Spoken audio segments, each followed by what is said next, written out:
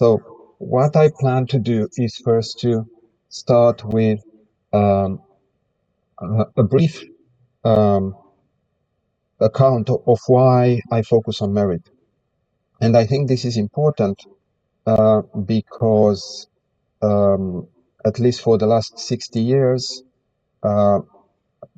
political philosophers have tried to get rid of the notion of desert.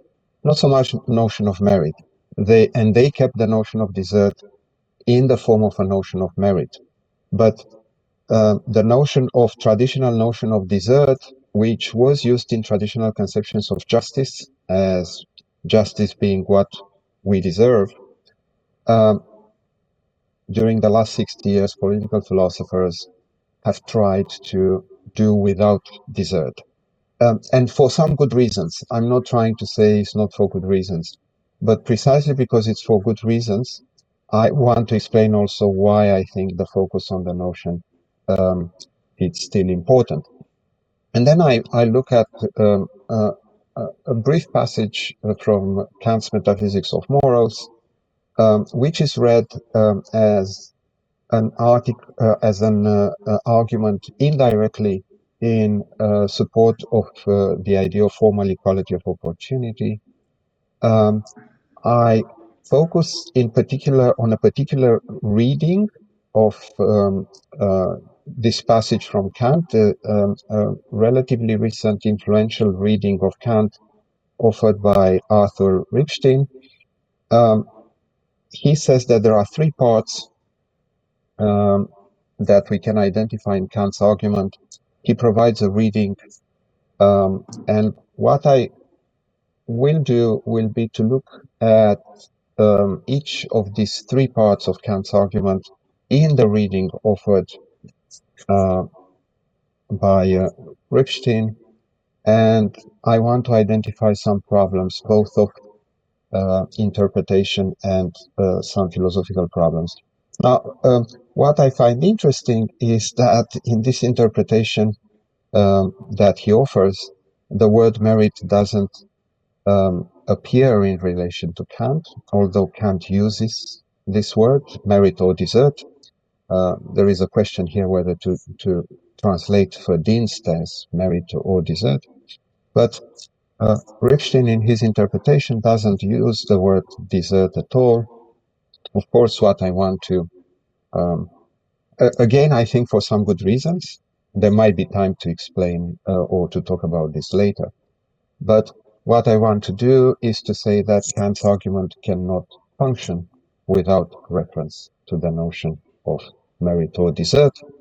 So, as far as I'm aware, readings of Kant on equal opportunities, different other readings on Kant on equal and equal opportunities, also don't put much emphasis on the idea of merit or desert, hence the suggestion that it might be a good idea to initiate a kind of direction, hermeneutical direction in the reading of Kant, where desert appears. So if you want a desert sensitive reading of Kant, that's what I would like to do.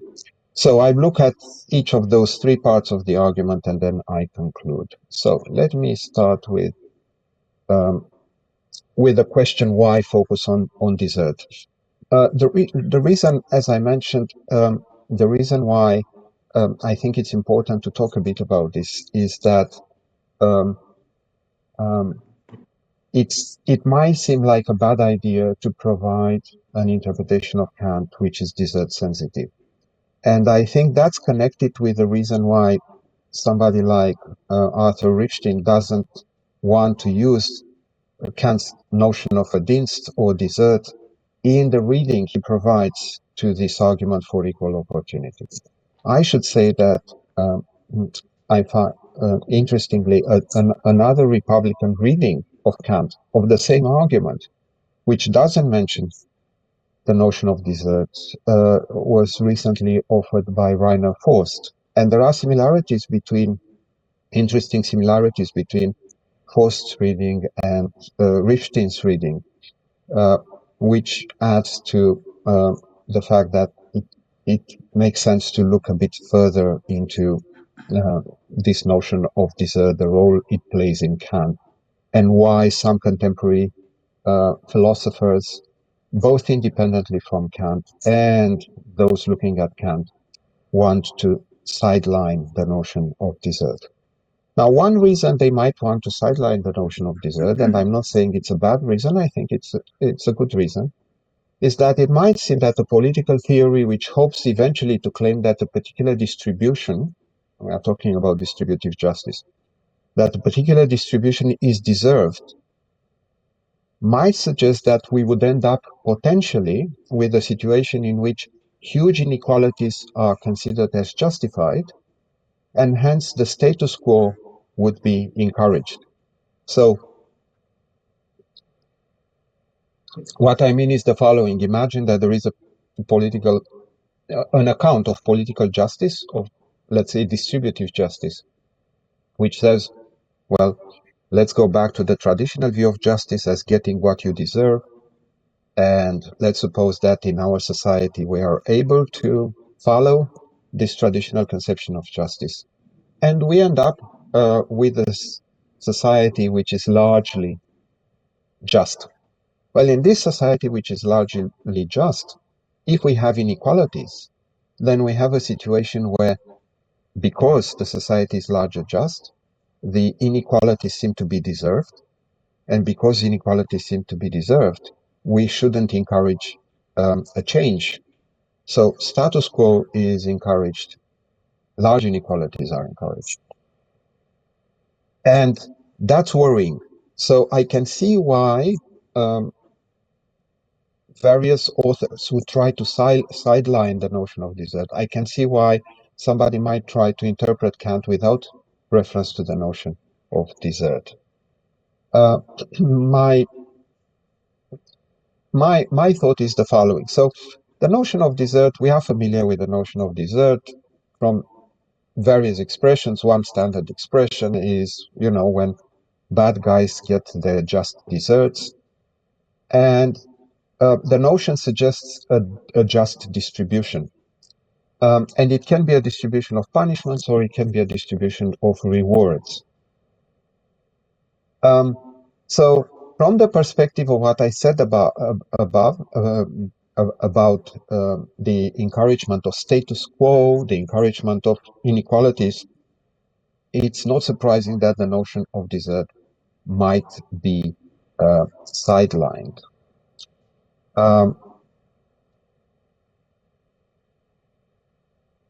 But it seems to me that by doing this, we end up with two problematic implications. And the first one is that the notion is not properly theorized. So it becomes used, or rather misused, precisely in order to justify inequality and the status quo. So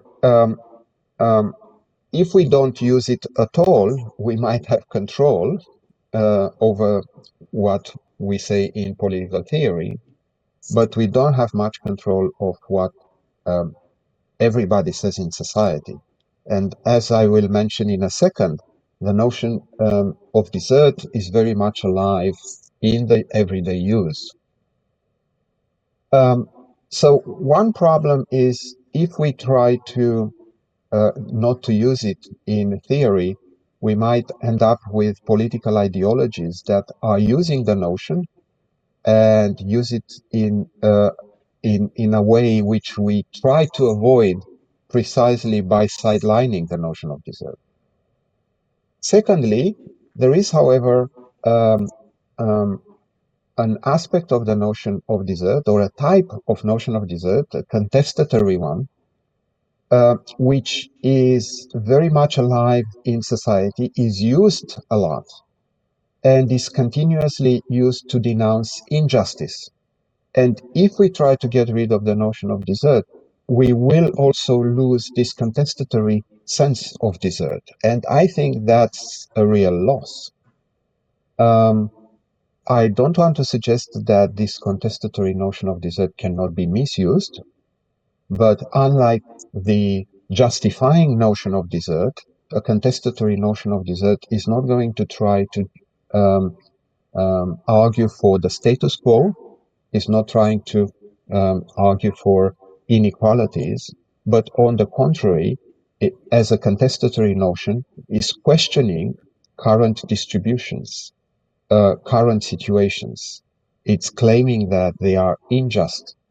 And hence, I think this is a notion which we would do good to preserve. So this contestatory notion, I think, is much more interesting than the justificatory one. What I've been doing sometimes as a kind of game was to, from time to time, to look at the titles from the news online.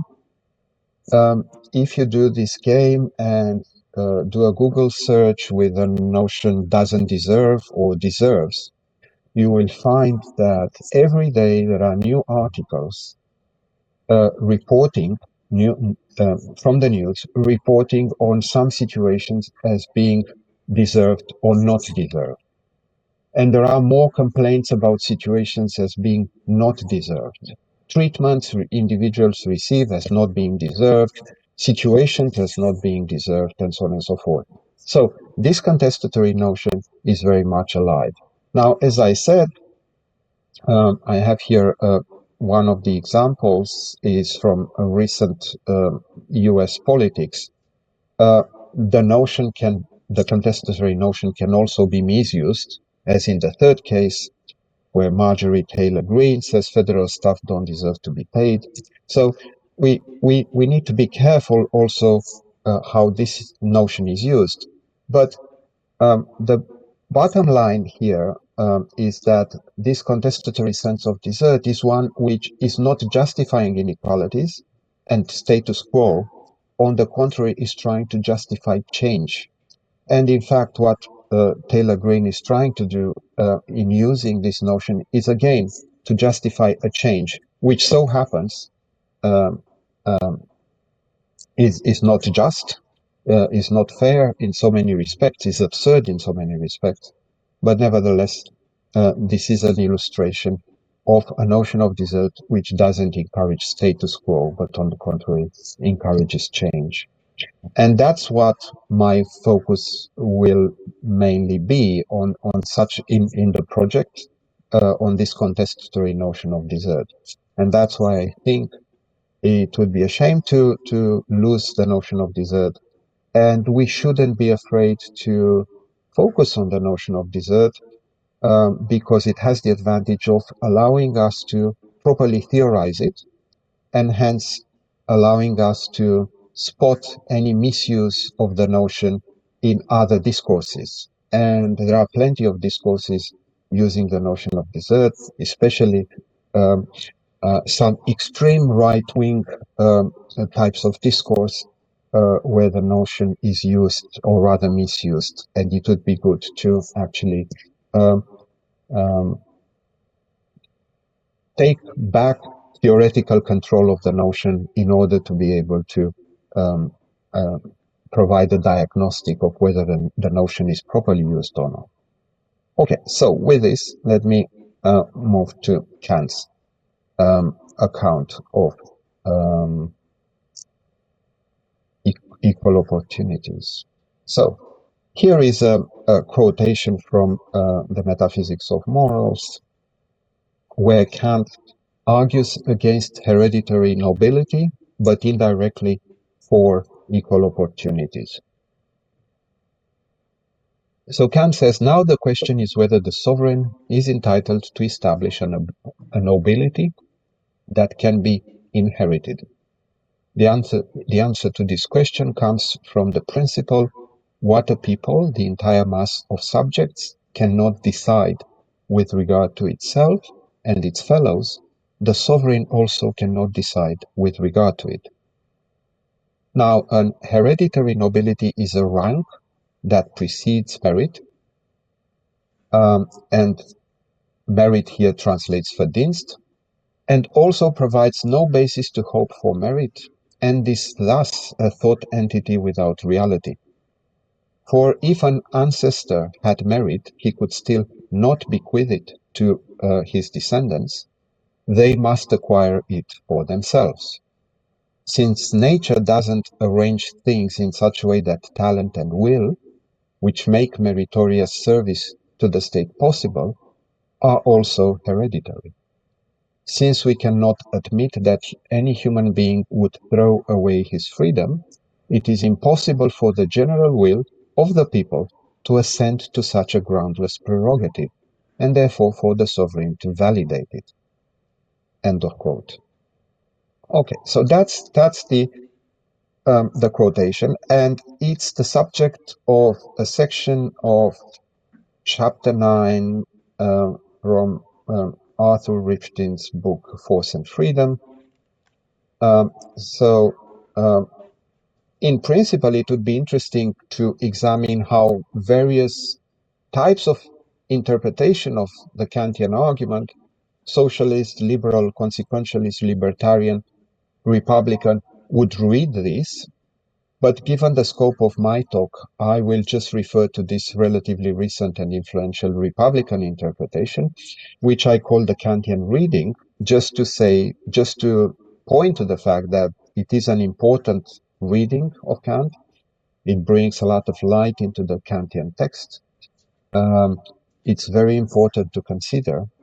But nevertheless, in what follows, I would like to raise some objections to this Kantian reading and to propose a desert-sensitive reading instead. So the Kantian reading, it identifies three main parts of Kant's argument against hereditary nobility and hence indirectly for limited equality of opportunity. And I would like to look at these parts in turn. So according to the Kantian reading, the first part of Kant's argument against hereditary nobility includes a contrast between two requirements. First, the requirement that the state determine itself how official positions are filled, and the requirement that some idea of nobility asserts a claim that is somehow prior to the claims of a rightful condition. Okay. Then the Kantian reading draws a parallel between the case of hereditary nobility and the case of entailed estates in land, which include private land holdings, religious orders, and philanthropic organizations such as hospitals and universities. Now, these entailed estates in land, just like hereditary nobility, would have the entitlements they do only within the framework of a rightful condition. So if hereditary titles were allowed to lapse, then no wrong would be done to those who would have otherwise inherited them, because any entitlement would only be rightful if authorized by law. So basically what the Kantian reading says here is that the reason why Kant rejects hereditary nobility has to do with the fact that hereditary nobility, like many other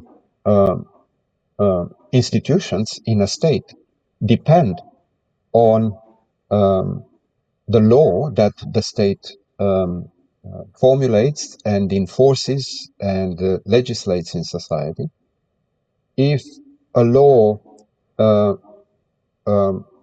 which grounds an institution such as hereditary nobility is allowed to lapse, then there is no wrong is committed. Nobody is deprived of what is theirs, because what is theirs depends on a law. So without the law regulating hereditary nobility, there wouldn't be hereditary nobility at all, and there wouldn't be anybody who would have a right to inherit something. So the argument here is that, first, there is no problem if you get rid of hereditary nobility. Second, we should get rid of hereditary nobility because somehow hereditary nobility makes a claim which is prior to the claims of a rightful condition. So that's how the Kantian reading of this account of formal equality of opportunity formulates the first part of Kant's argument. Now, I think there is a problem with this interpretation. I think the Kantian reading draws our attention to an important aspect of Kant's political philosophy, namely that matters of public right are related to laws that need to be promulgated. Of course, matters of public right include dignities such as nobility. So, and of course, if laws regulating such positions are allowed to lapse, these positions would disappear. But of course, the same applies to other public institutions, such as hospitals, universities, churches, or estates. All of them are based on some regulations, laws. If those laws are allowed to lapse, these institutions would disappear. This leaves open the question of which institutions, which depend for their existence on the state, we should seek to annul or change, and which we should try to preserve.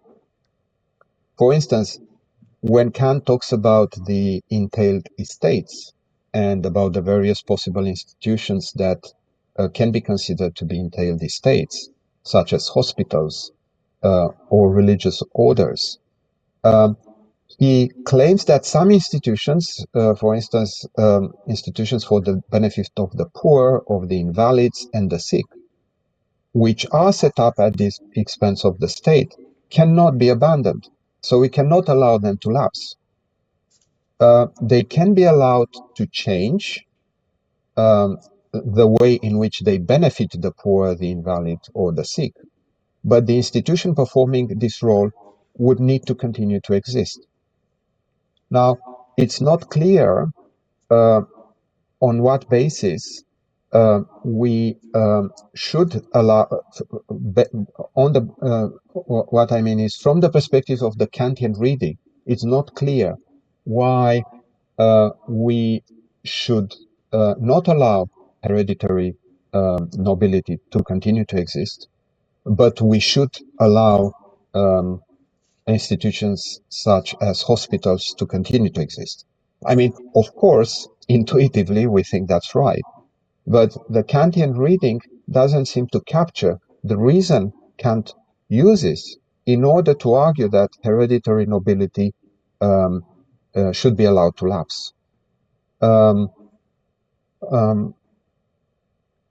The argument offered by the Kantian reading is to say, well, hereditary nobility, like any other institution, needs laws. And if we allow the laws to lapse, then those who were supposed to inherit something have no claim to make. That's fine. But that works for anybody, whether we talk about any institution, whether we talk about hereditary nobility or about religious orders or about hospitals or universities. And Kant draws a distinction between all these institutions, says that some are essentially connected to the constitution of a state, whereas others are just accidents. The question is, why would some such institutions be accidents in connection with the constitution of a state, and why would some be essential? And this is not an argument that we can find in this part of the argument according to the Kantian reading. Now, I said that the Kantian reading divides Kant's argument into three parts, so perhaps we do find some reason in the second part. So let me move to the second part. Now, according to the Kantian reading, Kant's second argument for formal equality of opportunity should be read as focusing on right.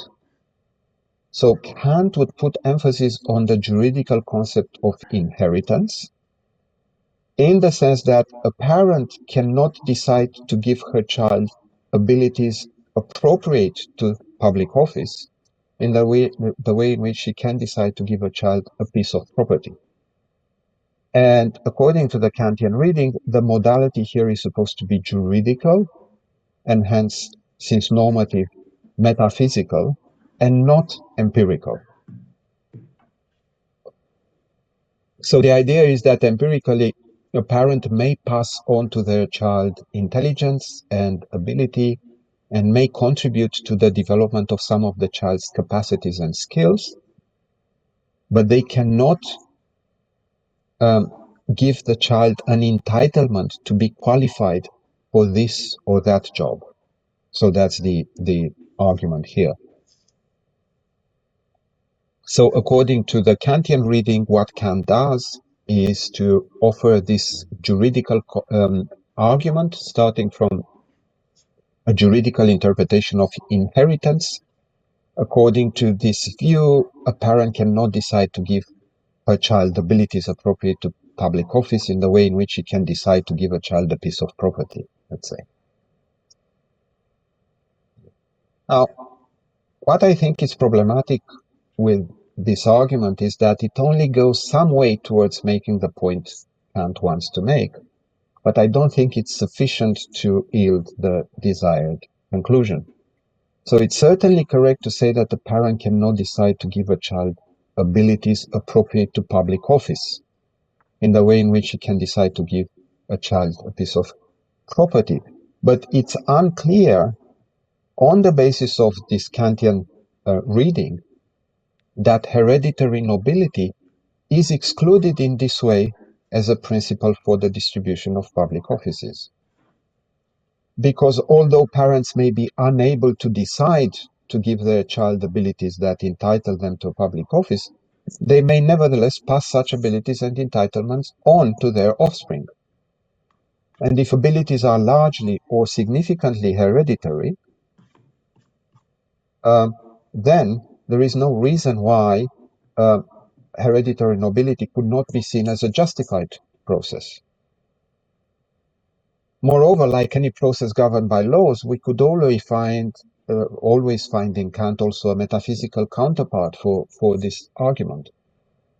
So I don't think it's sufficient to say with the Kantian reading that what Kant does is to say the argument is not empirical, it's metaphysical, and we should reject hereditary nobility because parents cannot decide to pass abilities necessary for certain positions in society in the way in which they decide to pass a piece of property on to their children.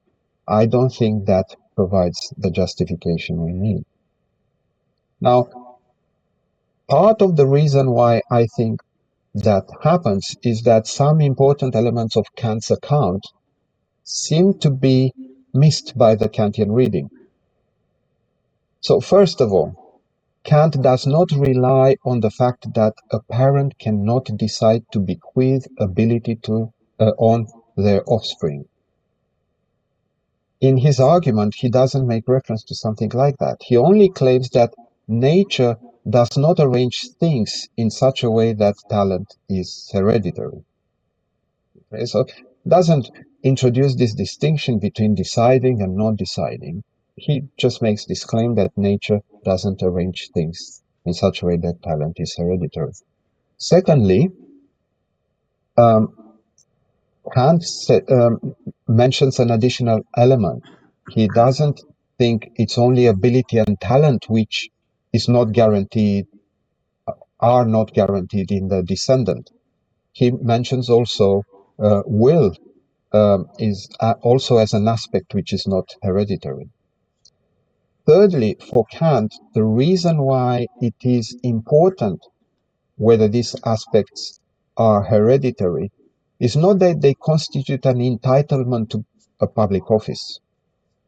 What Kant says is that these aspects make meritorious service to the state possible. So Kant doesn't say, if you have disabilities, then somehow you would be entitled to the position. No, he says these abilities make meritorious service possible, and these abilities are not distributed naturally with a sufficient regularity to justify the institution of hereditary nobility. And finally, Kant doesn't say that merit cannot be bequeathed to descendants because we cannot decide to do so, and also doesn't say that it's simply because it does depend on ability and will, which are not hereditary. He clearly says that the descendants must acquire this merit for themselves. So it's not simply a matter of looking to see whether there are abilities in place. It's also a matter of acquiring the merit needed in order to be in the position in the state that corresponds to that merit. So even somebody with abilities, having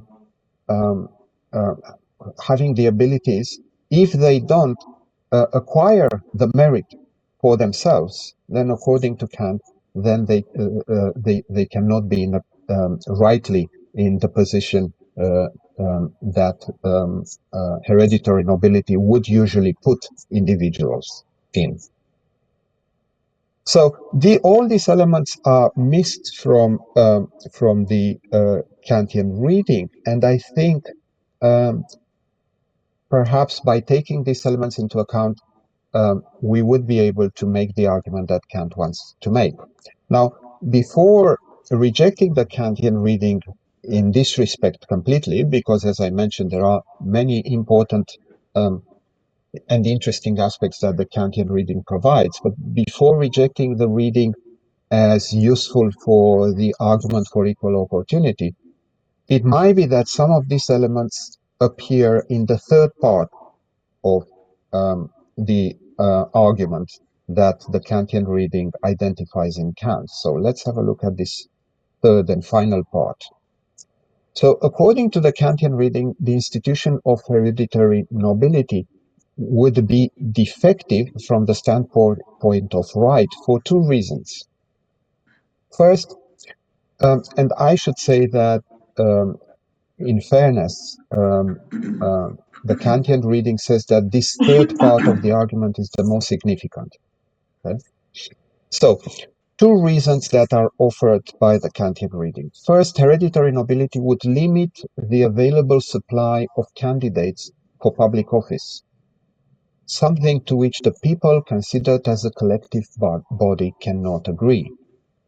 And secondly, hereditary nobility would mean being rejected or accepted for public office without reference to what those considered for the role do, what they actually do. So the idea here is that the entitlement to be judged on the basis of what you have done is supposed to be, according to the Kantian reading, an aspect of the innate right to be beyond reproach. And this aspect of the innate right to be beyond reproach would be contradicted by the hereditary, by the institution of hereditary nobility. So when accused of wrongdoing, but also when considered as whether fit for public office, citizens, according to the Kantian reading, should be judged on the basis of what they have done. This is an entitlement that people cannot considered individually renounce, and hence they cannot accept hereditary nobility. So there are here two arguments that the Kantian reading claims to identify in Kant, and on the basis of which we could reject hereditary nobility. One is that hereditary nobility would limit the available supply of candidates for public office, and secondly, that hereditary nobility would mean to be rejected or accepted for public office, irrespective of what individuals actually are able to do and do. And that seems to go against this provision of being beyond reproach that is specified by Kant in relation to our innate right to freedom. Now, I think there are problems with both these reasons. So the first reason mentioned by the Kantian reading is very puzzling. First, because it seems to be a prudential rather than a metaphysical argument, and the Kantian reading claims that Kant wants to offer metaphysical arguments, not prudential arguments.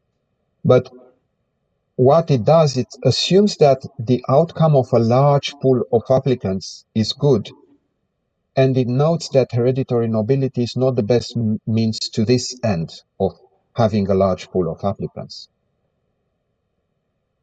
But apart from the fact that it's a prudential argument, it's also unclear what is good about maintaining a large supply of candidates. Because after all, it's also good to limit the supply so that we eventually have people appointed for the public roles. If we just keep a large supply of candidates and don't limit them, we will never appoint anybody for the public roles. Now, what Kant seems to suggest is that this way of limiting the pool, namely through hereditary nobility, is perhaps wrong. But again, like in the first two parts of Kant's argument as presented by the Kantian reading, this aspect of the third part of Kant's argument doesn't identify the factor or factors that makes or make this way of limiting the available supply of candidates wrong either. So again, we don't know. It seems that hereditary nobility is using a certain way of limiting the pool of applicants, and that's the wrong way. But it's not clear why it's the wrong way. That's precisely what the Kantian reading needs to show, because that's something that Kant does show.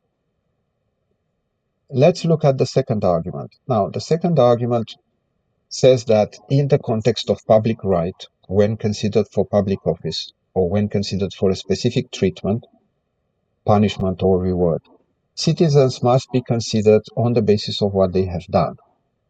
I think this is the appropriate reason. I think here the Kantian reading has identified a good reason why we should get rid of hereditary nobility. But it is not clear how this principle is formulated and justified. The Kantian reading traces this back to each person's innate right, specifically to the right of being beyond reproach. But the right of being beyond reproach is just an authorization to be considered as innocent before having done anything affecting the rights of somebody else. And it's not clear how from this limited authorization we can derive this general principle according to which we are entitled to be judged on the basis of what we have done. Again, the right of being beyond reproach says that I'm to be innocent before having done anything affecting the rights of somebody else. But now think of our situation, which is a situation of appointing people to public offices. It's not clear how the idea that I'm innocent before affecting anybody's rights is going to help me with the principle of who to appoint for public office. Of course, the general principle of looking at what individuals do when we select them, yes, it's useful. But this general principle doesn't follow from the innate right or from this specific authorization which is provided by the right to be beyond reproach.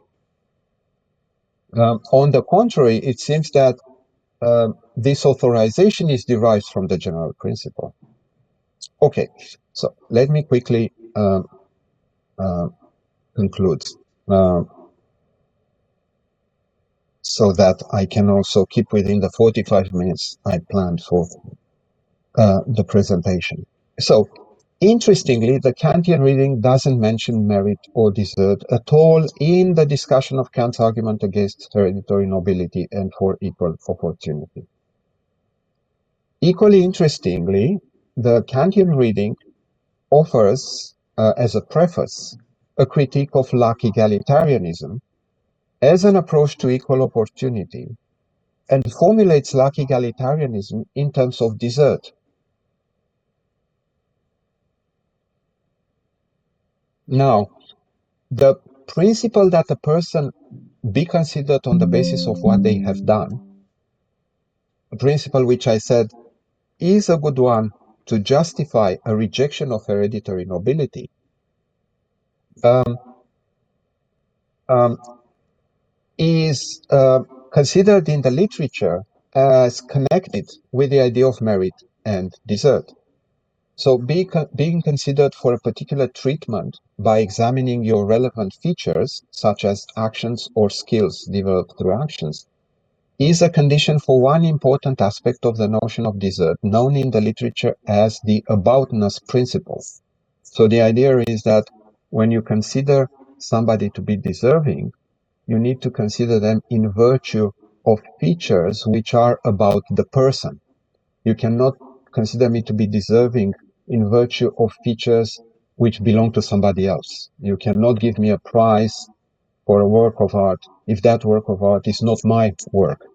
So this aboutness principle, which is connected in the literature with the notion of desert, is also connected with this principle of judging individuals on the basis of what they have done. So it seems to me that it follows that although the Kantian reading does eventually offer the appropriate justification for Kant's argument for formal equality of opportunity, does this in a way, does this by invoking a principle which is connected with the notion of desert, the very notion of desert that the Kantian reading is trying to avoid. So that's why I'm suggesting that we do need to, for various reasons, return to a desert-sensitive reading of Kant, just both because we want to understand Kant better, also for philosophical reasons, if we want to make the case for formal equality of opportunity and for rejecting hereditary nobility. As a result, I think we have some reasons for choosing this desert-sensitive reading of Kant. Now, one final note. There are various reasons why I think the Kantian reading is trying to avoid the notion of desert. I mentioned some of them. But there seems to be also here a confusion between lack egalitarianism and desertism. And this is sometimes in the literature made, this confusion between these two theories. So I think the Kantian reading may be right to reject lack egalitarianism.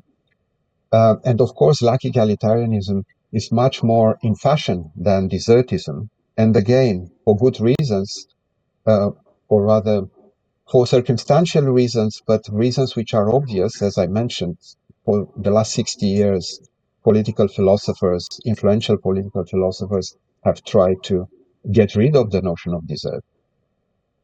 So although the objections to lack egalitarianism formulated by the Kantian reading may be right, they don't apply to desertism, to a distinct theory of distributive justice, which is desertism. So that provides one more reason why I think it would be good to open up the space for a proper exploration of desert-sensitive reading of Kant. And with this, I stop. Thank you very much.